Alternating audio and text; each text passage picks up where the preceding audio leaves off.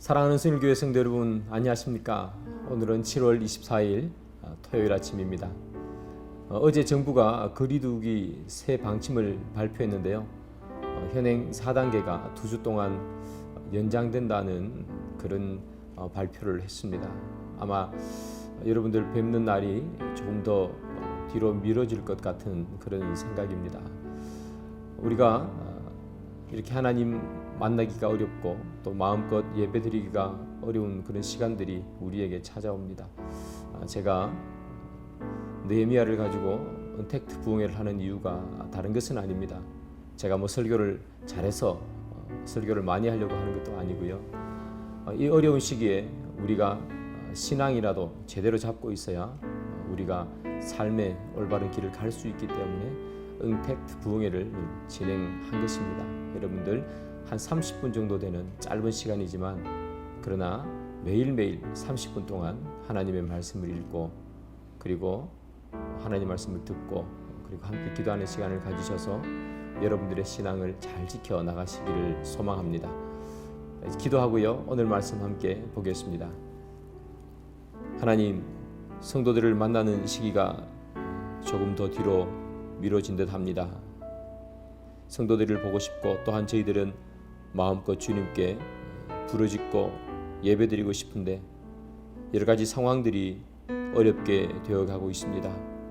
우리 하나님께서 개입해 주셔서 저희들이 속히 하나님 말씀 앞에 나올 수 있도록 주님 인도해 주시고 우리가 서로 얼굴과 얼굴을 대면하여 볼 수 있는 그날이 속히 올 수 있도록 우리 하나님 아버지 함께해 주옵소서. 언택트 부흥회를 진행하는 그동안에도 주님께서 함께해 주셔서 우리의 신앙이 잃어버리지 않도록 늘 매일매일 하나님의 말씀을 붙잡고 사는 삶이 되게 도와주옵소서. 예수님의 이름으로 기도드립니다. 아멘.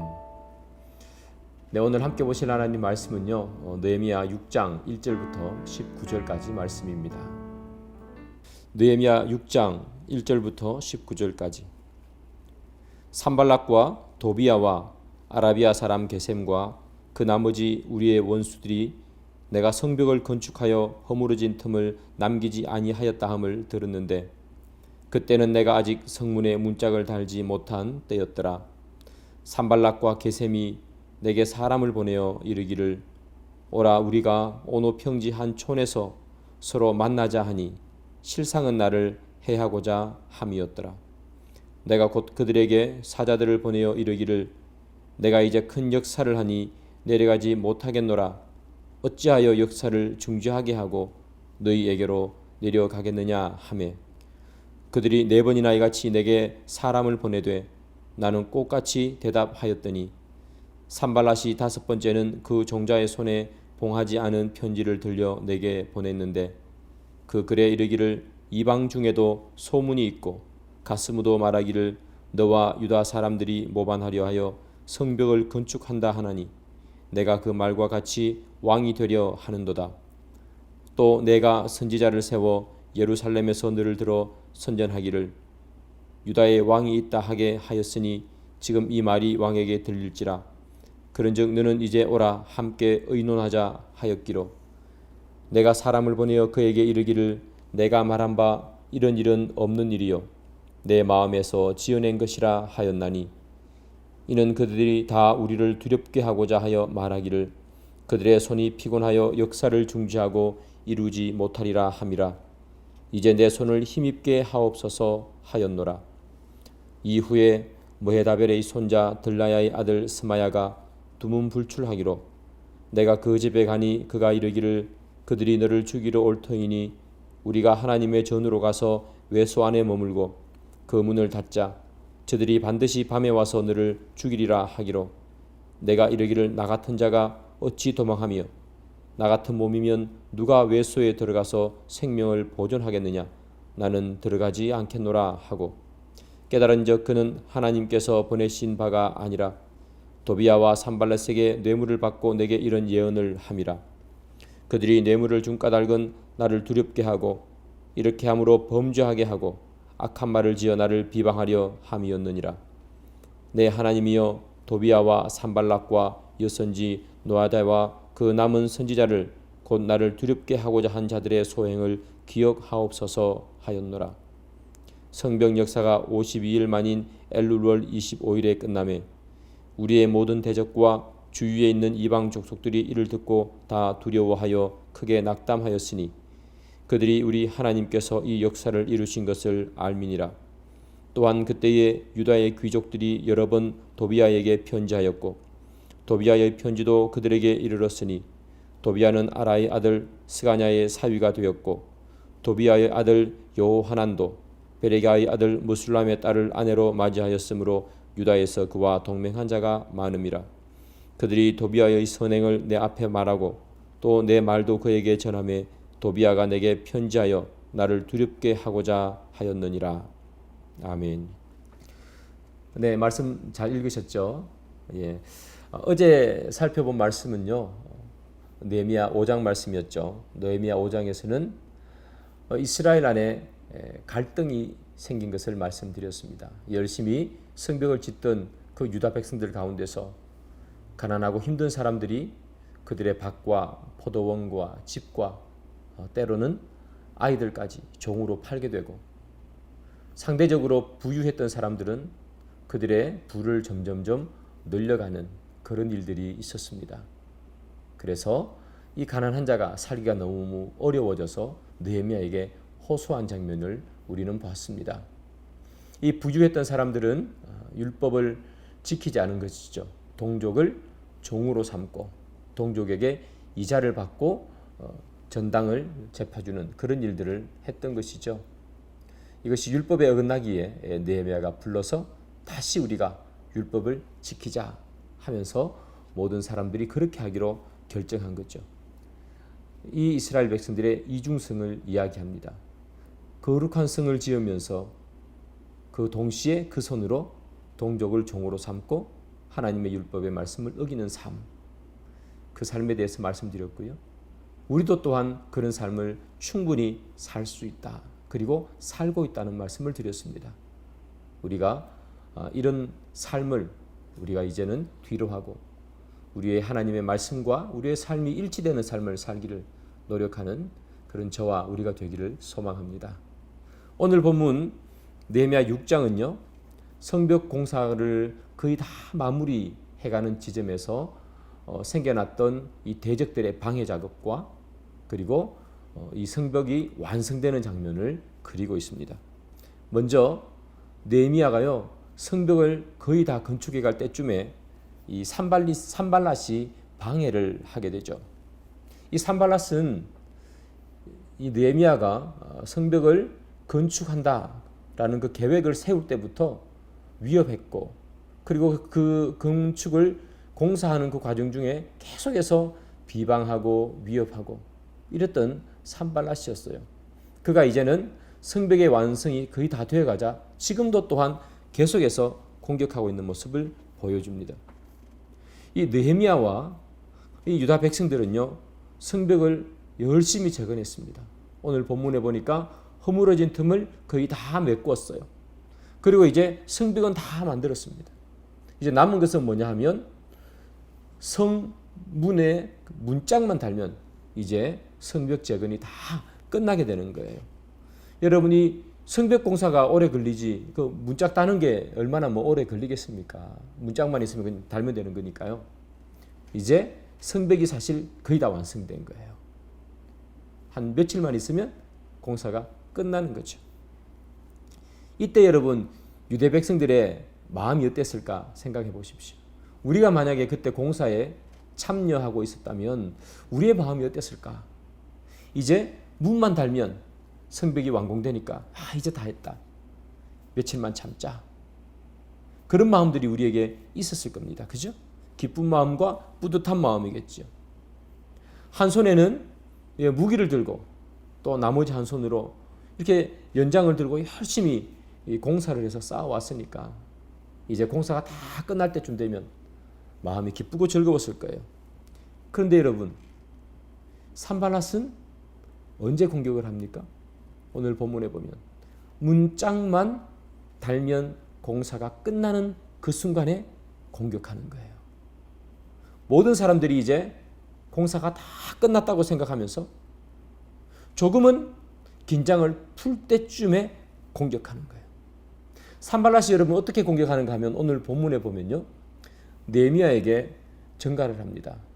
오노 평지에서 만나서 이야기 좀 하자 하는 거예요. 이야기하려는 마음은 사실은 없죠. 느헤미야를 암살하려고 하는 거예요.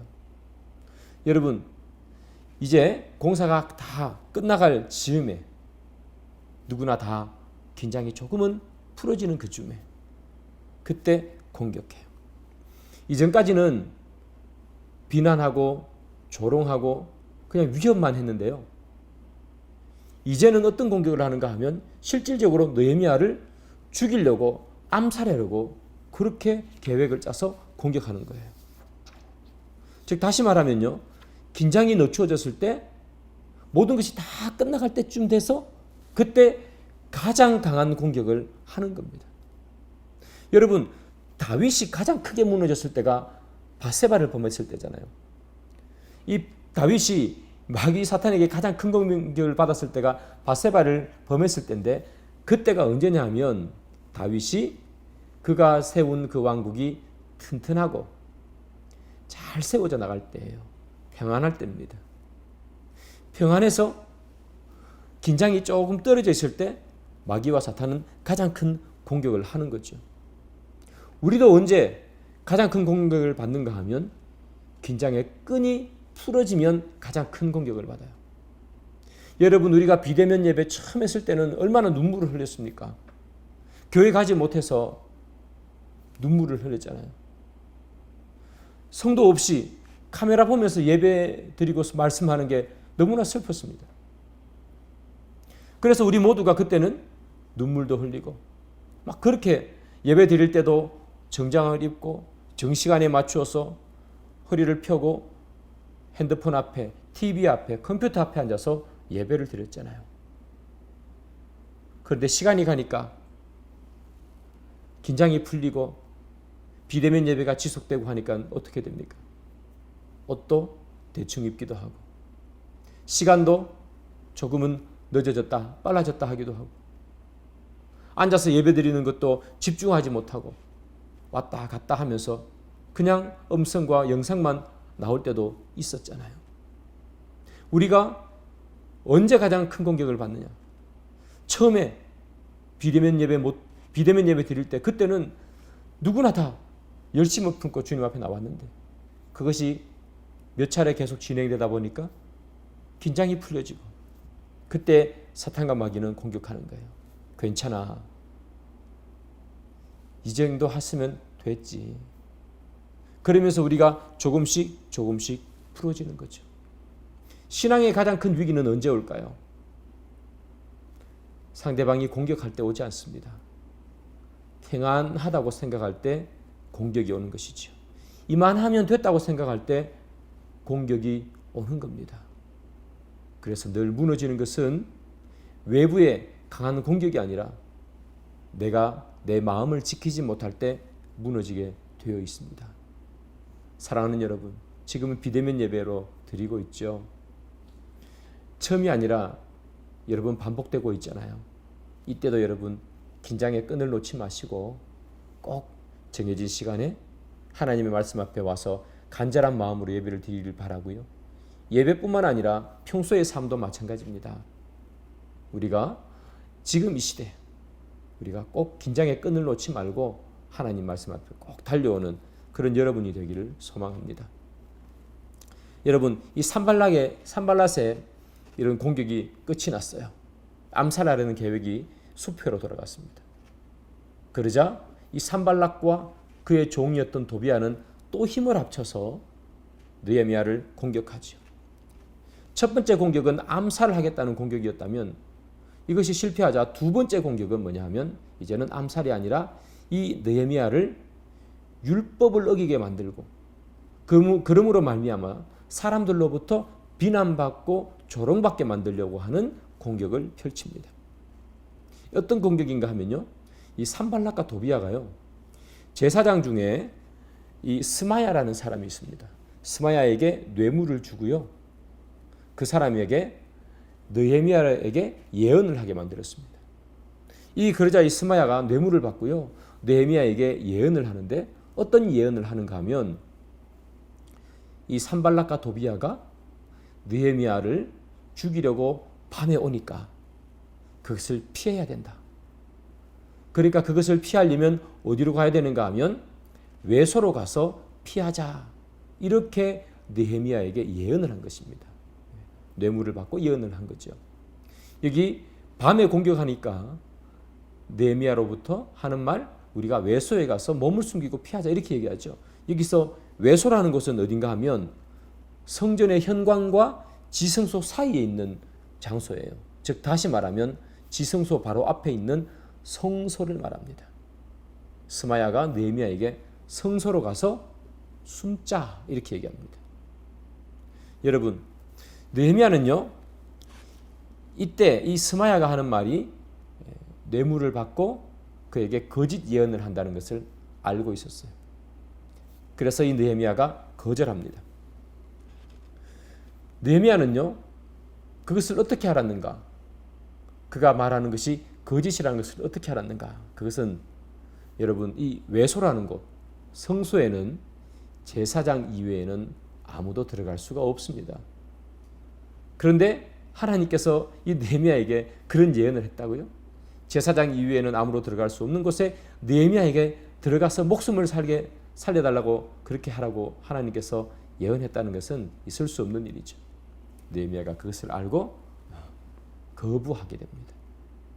나는 제사장이 아니니까 외소에 들어가지 않아 하는 거죠. 여러분, 이 성벽이 다 세워져 갈 때 이제 문짝만 달면 될 때 이 받은 공격 중에 두 번째가 뭐냐면 이렇게 자기의 목숨을 위해서 율법을 어겨라 하는 공격을 받는 거예요. 여러분, 이런 공격은 사실 우리가 자주 받죠. 내가 소중하게 여기는 것과 하나님의 말씀이나 하나님의 법칙이 서로 부딪힐 때 우리가 어떻게 해야 되는가? 느헤미야처럼 내 목숨과 율법 이것이 서로 부딪힐 때 어떻게 해야 되는가 하는 거죠. 어떻게 해야 할까요? 우리가 우리의 이익과 말씀이 부딪힐 때는 어떻게 해야 될까요? 이 이익이라는 것은 경제적인 이익만을 말하는 것이 아닙니다. 다른 모든 것, 나에게 기쁨을 주고 나에게 즐거움을 주는 그런 모든 것들이 하나님의 말씀과 대치될 때 어떻게 해야 할까? 느헤미야는 이때 하나님의 말씀을 택합니다. 여러분, 우리에게 그런 용기가 있을까요? 쉽지 않은 용기죠. 나를 기쁘게 해주고 나를 즐겁게 해주고 나를 다른 사람들보다 더 높게 해주는 것, 그것이 우리에게 앞에 있는데 말씀 때문에 그것을 포기한다? 그것은 정말 어려운 것입니다. 그런데 느헤미야는 그것을 해내고 있는 거죠. 그렇다면 느헤미야는 어떻게 그것을 할 수 있었을까요? 제가 생각할 때는 느헤미야의 평소의 영성이 그것을 가능하게 했다고 저는 믿습니다. 여러분, 느헤미야 2장을 보십시오. 느헤미야 2장에 이 느헤미야가 왕에게 이야기하지 않습니까? 내가 너에게 뭘 해줄까? 그때 이 느헤미야가 잠시 그 짧은 찰나의 순간에도 묵도했다. 제가 화요일 예배 때 말씀드렸는데요. 그 짧은 시간에도 기도할 수 있는 이 느헤미야. 또 왕에게 이야기할 때까지 4개월 걸렸다고 말씀드렸죠. 4개월 동안이나 기도하며 기다릴 수 있었던 이 느헤미야의 영성. 그것뿐만 아니라 백성들이 어떤 사람은 가난하고 어떤 사람은 부유하고, 그래서 이 부유한 사람들이 가난한 사람에게 높은 이자를 받고 그들의 부를 더 늘려가는 그때에 백성들을 모아놓고 귀족과 민장들을 모아놓고 그렇게 하면 안 된다고 꾸짖을 수 있는 이 느헤미야의 청렴한 삶. 이 느헤미야는 영성과 청량한 삶을 가지고 있었던 사람이에요. 그러니까 그것이 자기에게 몸에 배어 있으니 율법과 그의 목숨, 내 이익과 하나님의 말씀이 부딪힐 때 그는 하나님의 말씀을 택할 수 있었다는 거예요. 평소에 그의 삶이, 평소에 그의 영성이 그를 가득 채워놓았기 때문에 그 선택의 순간에 그는 그것을 할 수 있었던 거죠. 하나님을 떠나 살다가 늘 세상을 선택하며 살다가 갑자기 그렇게 되는 일은 없어요. 우리가 말씀과 이익이 부딪히는 그때 하나님의 말씀을 택할 수 있는 용기는 평소에 우리 삶의 영성에 달려있는 것입니다. 그래서 사랑하는 여러분, 지금 비대면 예배뿐만 아니라 이것이 다 지나고 난 후에도 마찬가지입니다. 우리가 매일매일 살아가는 동안에 우리의 영성을 하나님 앞에 잘 세워놓는 것이 우리가 그리스도인으로 사는 것에 가장 중요한 것이겠죠. 이 느헤미야는요, 대적들의 위협과 내부의 갈등을 이겨내고 결국 유대 백성들과 힘을 합쳐서 성벽 재건을 완성하게 됐죠. 성벽 재건을 한 것은 여러분 52일 만에 재건을 했습니다. 공사 기간이 52일이었죠. 이 예루살렘 성벽이 처음 무너진 것은 언제냐 하면 기원전 586년이에요. 그리고 지금 느헤미야가 공사를 다 해서 재건한 해는 언제냐 하면 기원전 444년입니다. 즉 처음 예루살렘 성이 무너졌고 다시 재건하는 데까지 걸린 시간은 142년이에요. 여러분 놀랍지 않습니까? 52일만 하면 되는 일을 142년 동안 하지 않았다는 겁니다.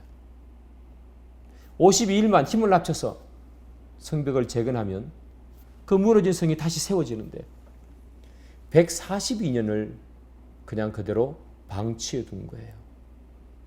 물론 여러 가지 사정과 이유는 있었겠지요. 그러나 여러분 142년을 방치한다. 이것이 우리에게 주는 교훈이 있어요. 우리가 우리 삶에서 무너진 부분을 그때 즉시 다시 쌓으면 금방 쌓을 수 있어요. 그런데 그때 무너졌을 때 무너지고 난 바로 직후에 쌓지 않고 그것을 내버려 두면 아주 오랫동안 쌓을 수 없다는 것을 이야기해줘요. 이스라엘 백성들이 142년을 못 쌓잖아요. 52일 만에 하면 되는 것을. 우리의 신앙도 그렇습니다. 한번 무너지기 시작하고 그 무너지는 것을 다시 세우지 못하고 그냥 내버려 두면 1년, 2년, 3년 내 무너진 것이 나중에는 내 삶이 되어버리고 그것이 무너진 것인지 아닌지조차 잊어버리고 살게 돼요. 얼마나 비참하고 안타까운 일입니까? 사랑하는 여러분, 여러분들이 무너진 곳이 발견되거든 내일 다시 세워야지. 시간이 좀 지나고 내 환경이 좀 변하면 다시 세워야지. 그렇게 생각하지 마시고 어렵고 힘든 그런 일들이 있을지라도 한 손에는 하나님의 말씀을 들고 한 손에는 망치를 들고 오늘부터 즉시 세우기를 바랍니다. 그렇다면 여러분 며칠이면 다 세워요. 내버려두면 언제 세워질지 알 수가 없습니다. 여러분들이 무너져 있는 말씀과 기도와 성도를 대하는 태도와 내 삶 이런 것들 무너진 것이 있으면 사랑하는 여러분 오늘 즉시 세울 수 있는 우리 모두가 되기를 주님의 이름으로 축복합니다. 기도하겠습니다. 이 시간 함께 공동기도문 보면서 기도하겠습니다. 1. 다시 2주간 비대면 예배가 연장되었습니다. 하루빨리 예배가 정상화되게 하옵소서. 아멘. 2.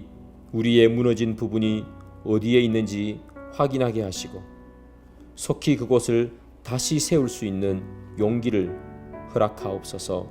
아멘. 3. 성일교회 모든 성도들 단 한 분도 코로나에 감염되지 않도록 도와주옵소서. 아멘. 4. 성도님들의 모든 삶을 지켜주셔서 건강과 생활과 자녀와 사업 위에 하나님의 축복이 끊임이 없게 하옵소서. 아멘. 5. 코로나19로 인해 교회의 사역이 위축되지 않고 재정에 어려움이 없게 하옵소서.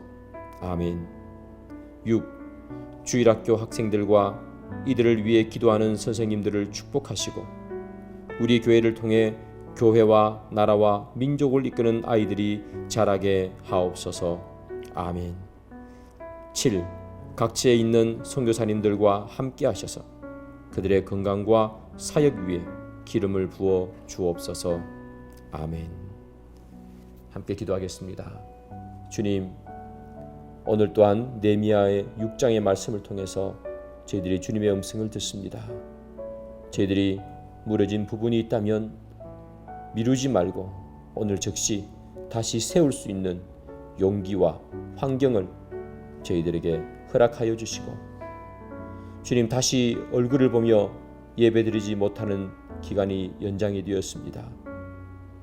하나님 앞에 예배드리고 모여서 기도하는 그 시간이 속히 올 수 있도록 주님 도와주시고, 흩어져 있는 모든 성도님들 그 가정 위에 하나님 늘 함께 해주셔서 그들의 삶도 지켜주시고 그들의 사업도 지켜주시고 그들의 가정도 지켜주시고 그들의 믿음도 지켜주셔서 하나님, 이 시기에 그들이 더욱더 주님 앞에 영광된 삶, 기쁜 삶, 감사한 삶, 안전한 삶 살 수 있도록 주님 도와주시고, 다시 교회에 와서 얼굴을 볼 때에는 정말 기쁜 마음으로, 감사한 마음으로 대할 수 있도록 주님 인도해 주옵소서.